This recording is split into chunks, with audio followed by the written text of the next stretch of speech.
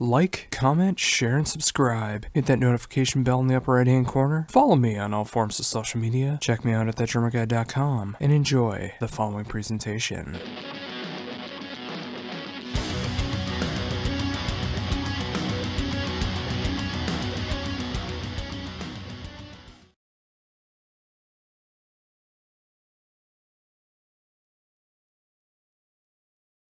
Hello? Hi, how's it going? Hey, Josh. Nice to meet you, man. Nice to meet you as well. I'm Zach. I play drums. We got Tom here as well. Hey, how's it going, Josh? I'm doing good. Thank you guys very much for taking time to do this interview. Yeah, man. Thanks for having us. Oh, not a problem. And, of course, this is a great time to be able to talk to you, of course, with the brand new album from Howling Giant, The Space Between Worlds, just came out this past Friday. I've had the chance to be able to have this album over the last month or so, and, you know, it's just, I really love the direction that you guys have gone in. I mean, over the course of what you guys have done over the last few years, it's great to see, like, a full-fledged LP coming out in this way and just, like, really showing off where you guys are at in 2019. Well, thanks, man. Yeah, it's been a lot of fun. It's definitely a little bit of a different direction than some of the Black Hole Space Wizard stuff we did previously, but it's been a lot of fun, and yeah, man, I'm excited about it. Oh, that's awesome. So, with that in mind, I mean, how does it feel to finally have this album out? Great, because we've been sitting on it for a while, you know? This is the first time I feel like that we finished an album and actually waited an entire, like, cycle, you know, to get the records made, which I guess we're still kind of waiting on a little bit. Yeah, still waiting a little bit. But especially considering, you know, we've been writing so much music for, like, the Black Hole Space Wizard series that we did, and during that process, we were kind of writing a lot of songs that didn't necessarily fit into that universe and that theme, and so those songs we really wanted to be able to release on this album and showcase. So some of these tunes we've been kind of working on for a long time, so it feels like this project's been, you know, in the works for really a couple of years now. Yeah. Yeah, it's funny that you say that too, because this album does feel almost kind of like a career retrospective so far, even though it's like a full-fledged LP that's going on this time. But, you know, some of the songs just, I mean, it feels like it kind of harkens back to, like, what could be earlier songs. Some of it sounds like it's more brand new material. I mean, it's great to see that diversity going on in this album. Yeah, thank you. I mean, we tried to just grab a little bit of every element when we were writing, and just, we tend to write however we're feeling that day. You know, you can have something like Nomad with a big old kind of heavy, slow, trudging riff and some psychedelic stuff, or then something like Cybermancer and the Doomsday Express when we're just like, we need a punk jam. Yeah. Man, and I feel like, you know, being able to do, you know, a little bit of everything is just kind of more fun for the full album listen. You don't necessarily just fall into one kind of, you know, very specific style. And that's always more fun to play, and it's definitely more fun to kind of write and record. So yeah, I imagine that had to be a lot of fun to be able to do that as well. You know, just not just showing off that, you know, you're just focused on, like, one story, like what's been going on in the past few years, but, you know, just being able to show off that whole range, you know, whether it's more the punk jams, whether it's the slow jams, you know, the double bass that's going on in the album. I mean, there's so much that's going on here, and you know, for that great full album experience, I mean, it's something that you can really appreciate when you listen to it from start to finish. Well, that's awesome, man. I'm glad people are along for the ride. You know, sometimes the concern is if you're kind of all over the place with your, like, styles and approach, that can be hard to kind of hold on to, but I think, you know, as a writer and as a musician, it's definitely a lot more kind of fun to be able to explore just whatever you're into, like Zach said, in the moment. And so that's kind of what this album ended up being, and yeah, I'm stoked on it. Glad it's finally out. Yeah, and I imagine that's also going to be fun in the live setting too, you know, just being able to branch off and show these different sides of the band. Well, yeah, you can also kind of tailor your shows, you know, based on kind of energy when you have a lot of different styles. Some audiences really appreciate the doom kind of side of things and the slower and the trudging, but if we play some just bar that has no idea who we are, busting out some stuff that's a little higher energy is, like, really rewarding. So having those options to pull from really kind of helps with that live set. Oh, I can absolutely imagine. So, you know, with that in mind, I mean, being able to show off lyrically and musically what you guys have been doing, I mean, has there been, like, any instrumentation changes that have been going on? I mean, I noticed, like, throughout the album, you know, it's just like there's like great use of, like, the organs and the synths and stuff like that. I mean, when you're doing, like, the guest stuff, I mean, was there, like, any instrumentation changes? So we all just kind of stick to what we play, at least. Like, Tom plays all the guitars, I'm playing all the drums, Sebastian plays bass. I guess Sebastian did play some acoustic guitar on Ghosts in the Well. But for the most part, we stick to that, and we outsource the organ parts and piano and synths to our buddy Drew, which unfortunately we can't always really bring him with us live. But whenever we're in Texas, we come through. Sometimes we can snag him for a show or two. Yeah, Drew's been a friend of ours since the college days, and we've been playing music with him for years.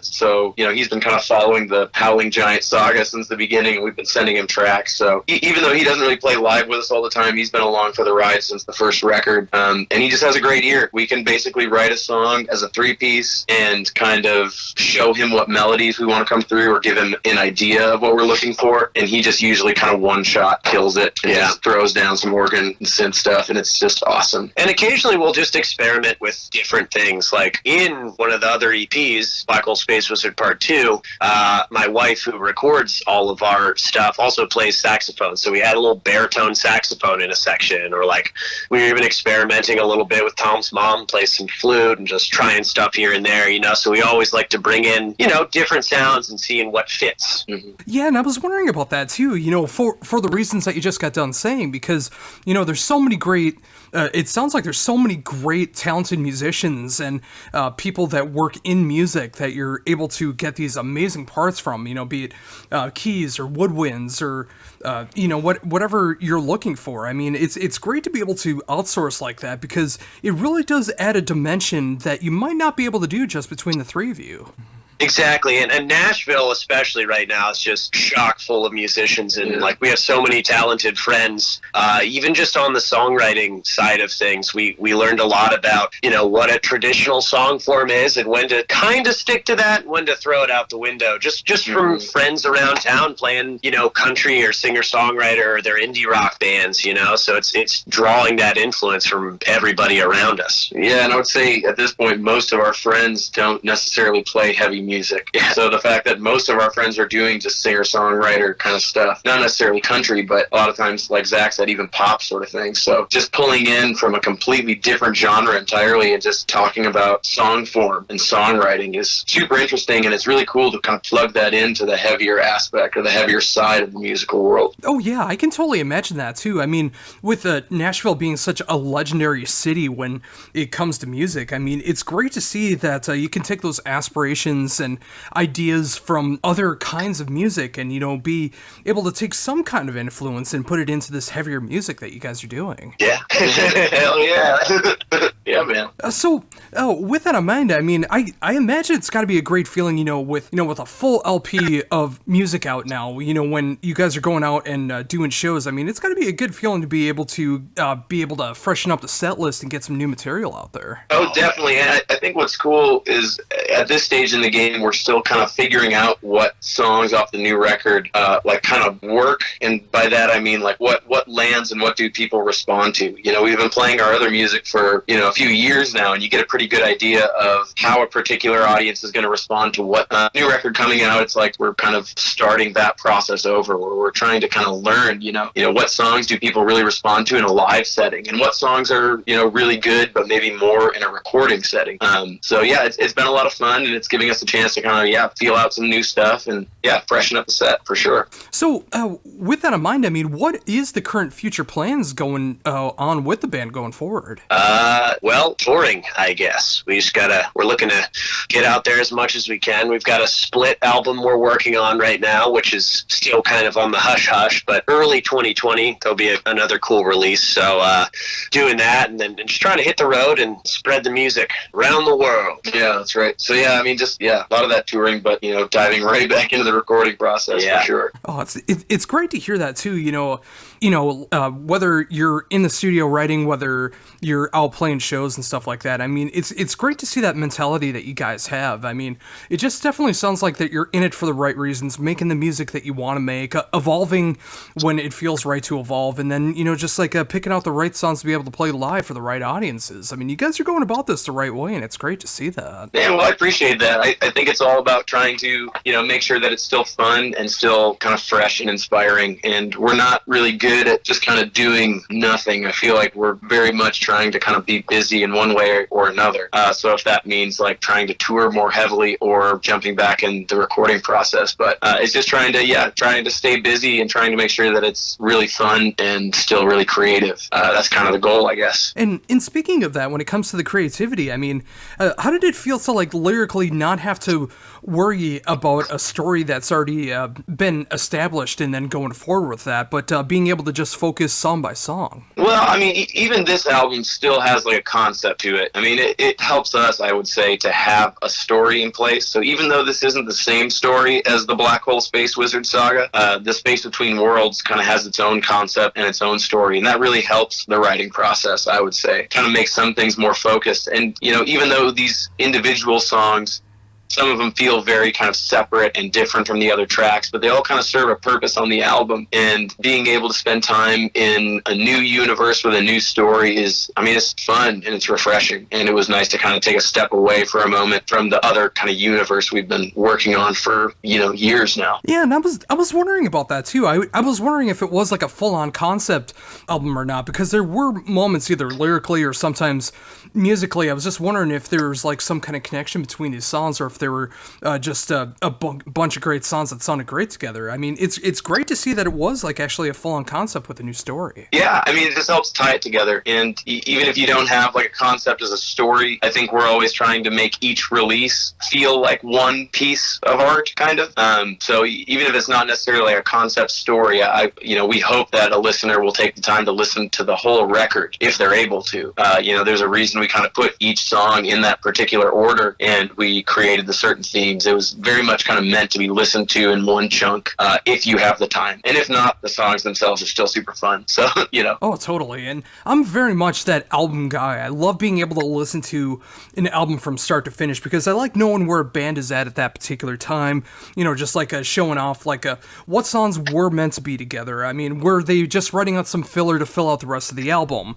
You know, instrumental tracks, like the diversity that's going on. I mean, there's so much that can be said by an album being released, and then when you actually put on a full-on concept album that does sound great, even when you just listen to songs separately, but should be listened to from start to finish, I think that's a great sign of a great album, and that's exactly what you guys have done. Thank you.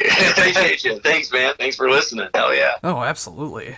So, you know, with that in mind, I mean, obviously with either doing shows where fans are constantly coming back to see you guys, or you guys are playing in a new town, I mean, what is that like for you when you do have these concept pieces, but you are just playing like separate tracks at different times? Well, I mean, I guess it's hard to say. When we're playing live, it's very much just playing songs to feed the live energy of that room. So even though, you know, we're playing those individual tracks and we're not necessarily telling the story of the concept with the live show, the hope is that we can kind of feed the energy in that room that night and inspire someone to buy a record, and then on their own time dive into the story behind it all, and kind of through that full album listen, kind of get the idea of the concept. But yeah, in a live setting, it's very much just like trying to get a gauge on the energy in the room, and, you know, what's going to be fun to play and what's going to feel kind of satisfying as a listener. Yeah, and that's absolutely a great way to go about it too. I mean, I think that would also be like a very rewarding for someone that's like checking you out for the first time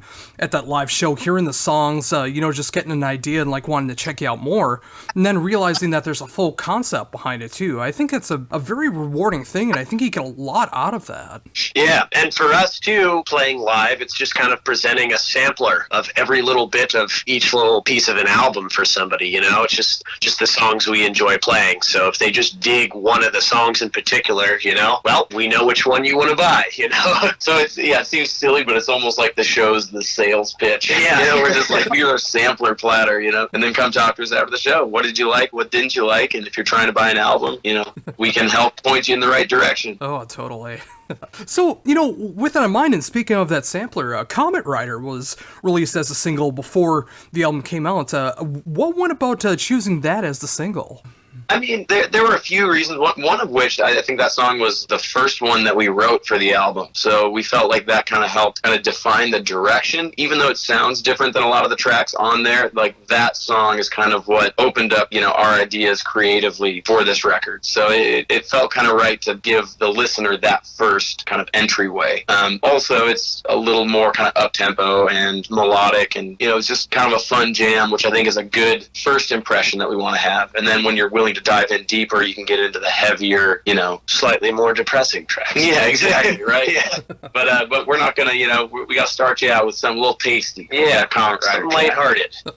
Yeah, I definitely think that was the right approach to it too. I mean, whether I was playing that song on my show or just like listening to it for my own enjoyment on the album, I think it's an absolutely killer opener, and it's a great way to be able to show off that story. And then musically, I mean, going from Comet Rider to Nomad and then being able to go into Ghost in the Well, I mean, those 3 tracks alone really show off the diversity of the album just in the first 3 tracks, just showing off what the band is capable of. Well, yeah, I'm glad you feel that way, and that was kind of the hope, was to, come out strong with something like Comet Rider, but then introducing some of the more psych elements, and then like in Ghost in the Well, bringing that kind of lighter side to it. It's like we didn't want to release a record where everything just sounded like one definitive track. Yeah. And I think everybody's attention spans have grown just shorter and shorter over the years, and you see a lot of people only dropping singles and stuff these days, really in the pop world. Mm-hmm. So you never know who's going to take the time to listen to your album. So hopefully in the beginning, if you can snag them in those first couple songs, they'll sit for the rest of the ride. But that was also something to consider, though, as we were kind of at a certain point of, like, do we put all of the heavy, like, faster attention-keeping songs right away? But I think the more we recorded them, we realized that there does need to be a certain flow to the album, of course. Yeah. So being able to hit someone with something like Comet Rider gets that energy up, and there's a good opening point. But then the hope is that the listener can kind of, like, hang in for that ride, and you'll get to the songs like Ice Castle, even though they are mid-album. It's kind of in that order for a reason. So, but yeah, I love those first 3 tracks, and I love the flow of Comet Rider into Nomad, especially those 2 tracks. I think is really, really nice. Yeah. Oh, totally. And yeah, just like what you said with midway through the album, I mean, when you got something like the River Guide and Ice Castle, which, it's just like, it's great to show that diversity off to it. And then, and then you hit it with that punk style with Cybermancer, and then you're going all the way to Stone Giant, which I think is just an excellent closer on the album. And it's funny that you do mention that, with some of the longer songs being towards the end of the album and the attention spans. I mean, I think for the people who really want to take the time to really be able to appreciate an album, appreciate a band in general, and they're able to listen to songs that are like 7-minute plus songs that you don't normally hear like on the radio or in the pop world, like you mentioned.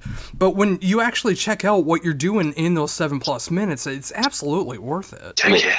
Well, I appreciate that, man. Yeah, I think, you kind of have to consider the situation that the listener is going to be in when they have the record on. And for me, I listen to a lot of records in the car when I'm driving, and, being able to make a record where you can just put it on, you can enjoy the whole thing and the whole ride for, if you're going into work or whatever, if you have 20 minutes or a half hour, or if you have that full, like, 45 minutes to an hour, just being able to listen to the whole thing and take the time to kind of digest that in one sitting is definitely the way. But it does take some commitment for sure when you have the 7-minute tracks. Oh, very much so. And although, again, I think it's very rewarding, at least for someone of my personal taste, where you have so much diversity going on, and then you're able to show off in the last 3 tracks, at least 6-minute plus songs, and then getting into almost 8-minute long territory as well. I mean, I love that diversity in a band, whether you can write like a really short acoustic song, whether you're able to write a really cool punk song, whether you're able to write a longer, like kind of like a stoner feel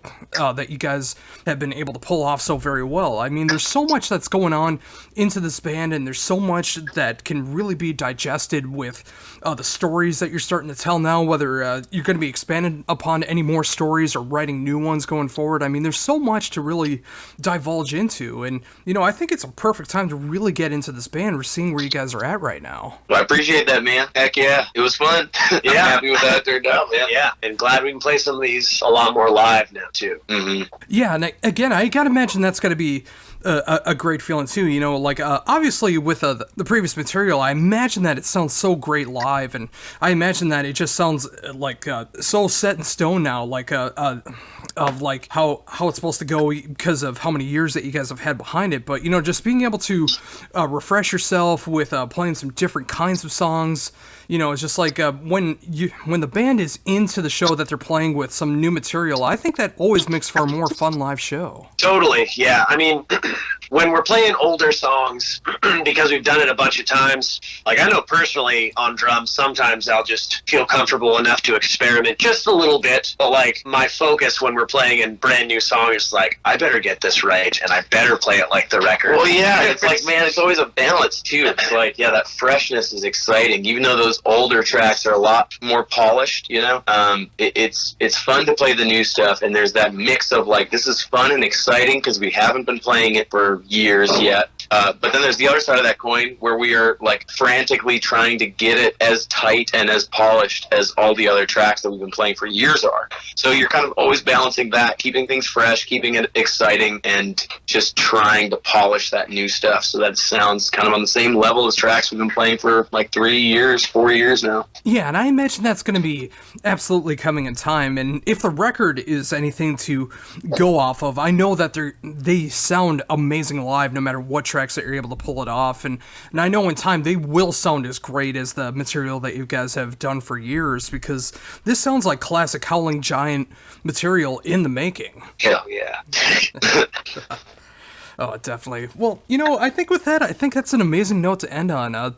Thank you guys so very much for taking this time to be able to talk to me about everything that's going on in the world of Howling Giant right now. And of course, the Space Between Worlds right now is available since this past Friday on Blues Funeral Recordings. I love this album from start to finish. I love what's going on to it now. Now knowing that it is like a full-on concept album, I'm going to be able to appreciate it more when I go back into it and see how it's all interconnected. I love the music that's going behind it, and I really appreciate you guys taking this time to be able to talk to me about all of it. Yeah, thanks for having us. Absolutely, man. It was great chatting with you. Before we wrap things up, is there anything else you'd like to mention that I hadn't brought up yet? Well, we just got back from the latest tour, and we just had a beer released, and the album is out, so I guess just keep your eyes on the horizon. Yeah, keep an eye on the old social media. We'll have some more tour dates coming soon. Yeah, and we have more material that's going to be coming out soon, but unfortunately we can't talk about it in depth quite yet. But yeah, keep your eyes on us. We got more coming soon, and we're excited to share it all with you.